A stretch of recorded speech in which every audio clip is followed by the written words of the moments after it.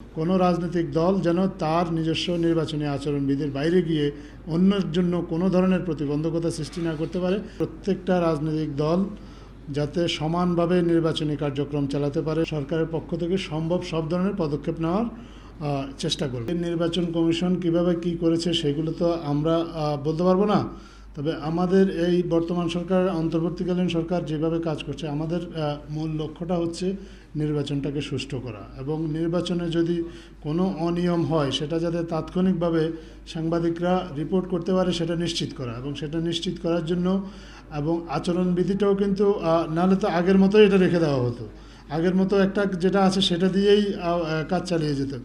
এটা পর্যালোচনা করে এটা এমনভাবে করা হবে যাতে সাংবাদিকরা তাদের কাজেও কোনো প্রতিবন্ধকতা সৃষ্টি না হয়, আবার নির্বাচনে ভোট সংগ্রহের কাজেও কোনো ধরনের বিঘ্ন তৈরি না হয়। বর্তমান অন্তর্বর্তীকালীন সরকারের কোনো দল নেই, কোনো দলের প্রতি কোনো দায়বদ্ধতাও নেই।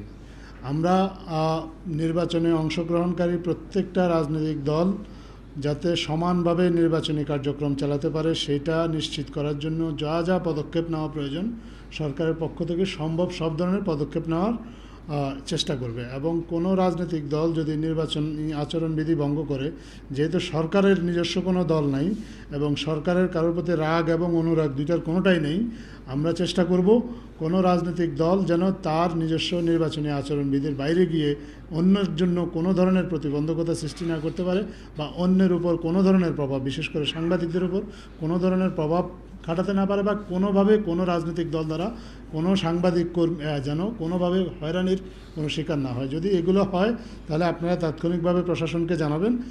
আমরা দৃঢ়ভাবে বিশ্বাস করি প্রশাসন এবার নিরপেক্ষভাবে কাজ করবে।